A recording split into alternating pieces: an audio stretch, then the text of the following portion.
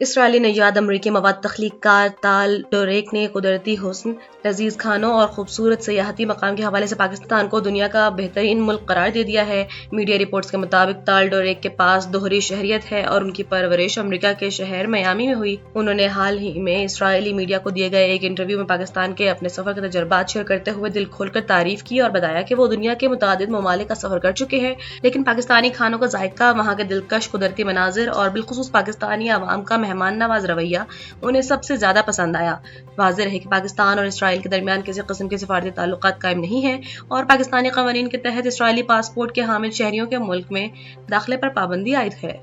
Technology کی معروف عالمی کمپنی ایپل نے مارکیٹ میں اپنے متعدد مقبول ترین آلات کی قیمتوں میں نمایاں اضافہ کر دیا ہے، جس کے بعد MacBook, iPad, Mac Studio, Mac mini, HomePod اور ایپل ٹی وی جیسے ڈیوائسز پہلے کے مقابلے میں کہیں زیادہ مہنگی ہو گئی ہیں۔ بین الاقوامی میڈیا رپورٹس کے مطابق اس بڑی قیمتوں میں اضافے کی بنیادی وجہ مصنوعی ذہانت پر مبنی جدید فیچرز کا بڑھتا ہوا رجحان ہے۔ ان فیچرز کو چلانے کے لیے زیادہ طاقتور پروسیسر، زیادہ ریم اور تیز ترین اسٹوریج کی ضرورت ہوتی ہے، جن کی عالمی مانگ بڑھنے سے الیکٹرانک اجزاء کی لاگت میں اضافہ ہوا ہے۔ صنعتی ماہرین کا کہنا ہے کہ بڑی ٹیکنالوجی کمپنیوں اور ڈیٹا سینٹرز کی جانب سے ان چپس کی بڑھتی طلب نے سپلائی پر شدید دباؤ ڈالا ہے۔ رپورٹ میں واضح کیا گیا ہے کہ ایپل اب صرف ہارڈ ویئر نہیں بلکہ ایک مکمل اور پریمیم ایکو سسٹم فروخت کر رہا ہے اور یہ رجحان آنے والے وقت میں ٹیکنالوجی مارکیٹ کا ایک مستقل حصہ بن سکتا ہے۔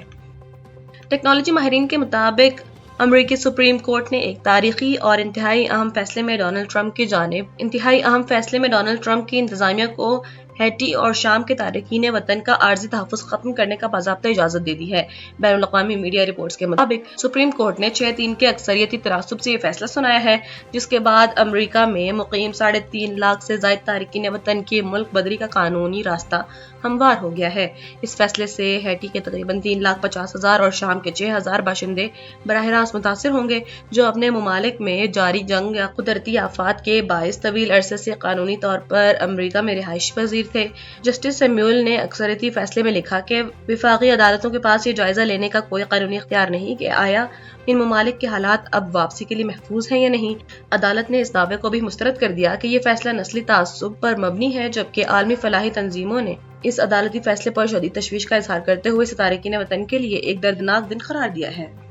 لبنان پر جاری اسرائیلی جارحیت میں مزید شدت آ گئی ہے، جہاں اسرائیلی فوج نے جنوبی لبنان کے ضلع النطبیہ میں بڑے پیمانے پر تباہی مچاتے ہوئے متعدد رہائشی مکانات کو مسمار اور نذر آتش کر دیا ہے۔ لبنانی سرکاری نیوز ایجنسی کی رپورٹ کے مطابق سرکاری فورسز نے النطبیہ کے سرحدی علاقے مرکبہ بلدیہ میں جاری عسکری سرگرمیوں کے دوران بلڈوزرز کی مدد سے کئی گھروں کو زمین بوس کیا اور بعد میں انہیں آگ لگا دی۔ لبنانی حکام کے مطابق اسرائیلی فوج کی یہ وحشیانہ کارروائیاں علاقے میں ان کے جاری فوجی آپریشنز کا حصہ ہیں، تاہم رہائشیوں کے پہلے سے نقل مکانی کر جانے یا الرٹ ہونے کے باعث فوری طور پر کسی جانی نقصان کی اطلاع موصول نہیں ہوئی۔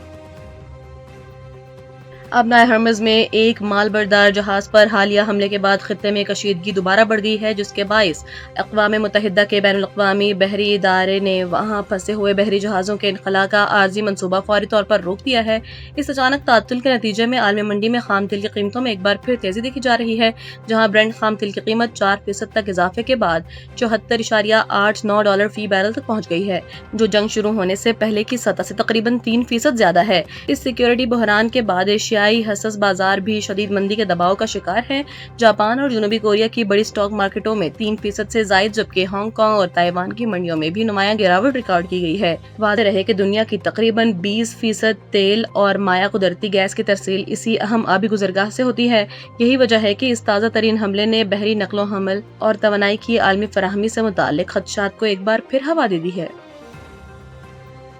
اور جنوبی لبنان پر اسرائیل کے وحشیانہ حملوں کا سلسلہ مسلسل جاری ہے، جبکہ اسرائیلی وزیر اعظم بنجامن نیتن یاہو نے ہٹ دھرمی برقرار رکھتے ہوئے اعلان کیا ہے کہ ان کی فوج مقبوضہ لبنانی علاقوں سے کسی صورت واپس نہیں جائے گی۔ قطری میڈیا نیٹ ورک الجزیرہ کے مطابق لبنانی مزاحمتی تنظیم حزب اللہ نے ایک باضابطہ بیان میں دعویٰ کیا ہے کہ تازہ اسرائیلی فضائی حملوں میں جان بوجھ کر ان نہتے شہریوں کو نشانہ بنایا گیا جو اپنے گھر کو واپس لوٹ رہے تھے، جس کے نتیجے میں 2 لبنانی شہری شہید اور ایک شدید زخمی ہوا ہے۔ دوسری جانب بحرین میں منعقدہ اہم اجلاس کے بعد امریکی وزیر خارجہ مارکو روبیو نے واضح کیا ہے کہ امریکہ اور اس کے خلیجی اتحادیوں نے آبنائے ہرمز سے ہونے والی بحری آمد و رفت پر ایران کی جانب سے کسی بھی قسم کی فیس یا پابندی عائد کرنے کی کوشش کو یکسر مسترد کر دیا ہے۔ اس کے برعکس ایران کے پاسداران انقلاب نے دو ٹوک وارننگ دی ہے کہ تہران کی باقاعدہ اجازت کے بغیر کسی بھی جہاز کو آبنائے ہرمز سے گزرنے نہیں دیا جائے گا، جس کے باعث خطے میں سیکیورٹی صورتحال اور سفارتی کشیدگی بدستور برقرار رہے گی۔